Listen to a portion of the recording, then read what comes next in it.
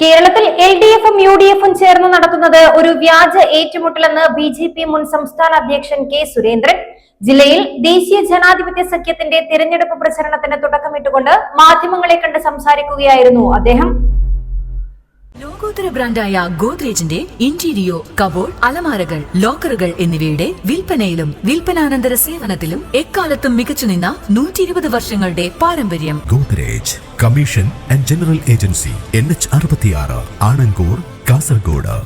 കാസർഗോഡ് ദേശീയ ജനാധിപത്യ സഖ്യത്തിന്റെ തിരഞ്ഞെടുപ്പ് പ്രചരണത്തിന് തുടക്കമായി. BJP മുൻ സംസ്ഥാന അധ്യക്ഷൻ കെ സുരേന്ദ്രൻ കാസർഗോഡ് ചുമരെഴുത്ത് നടത്തിക്കൊണ്ടാണ് പ്രചരണത്തിന് തുടക്കമിട്ടത്. LDF-ഉം UDF-ഉം ചേർന്ന് നടത്തുന്നത് ഒരു വ്യാജ ഏറ്റുമുട്ടലെന്ന് കെ സുരേന്ദ്രൻ മാധ്യമങ്ങളോട് പറഞ്ഞു.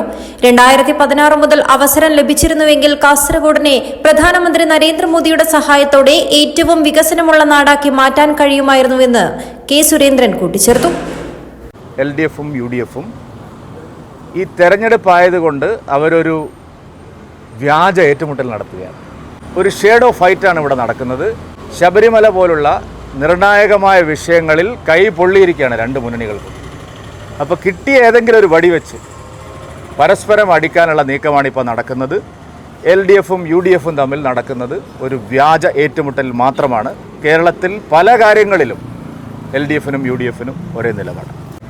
ഇവിടുത്തെ CPM-ഓ അല്ലെങ്കിൽ UDF-ഓ LDF-ഓ വികസനം മുരടിപ്പിക്കാൻ ശ്രമിച്ചാലും BJPക്ക് അവസരം കിട്ടിയാൽ അത് എങ്ങനെ നടപ്പാക്കാമെന്നുള്ളതിൻ്റെ കൃത്യമായിട്ടുള്ള സൂചനയാണ് തിരുവനന്തപുരത്ത് നിന്ന് വന്നത്. ഈ കാസർഗോഡ് ജില്ലയെ സംബന്ധിച്ച് ഞങ്ങൾക്ക് അത് തന്നെയാണ് പറയാനുള്ളത്. കഴിഞ്ഞ 10 വർഷം കാസർഗോട്ടെ വികസന പിന്നോക്കാവസ്ഥ പരിഹരിക്കാനുള്ള അവസരമാണ് BJPക്ക് അവസരം കിട്ടാത്തതുകൊണ്ട് നഷ്ടമായത്.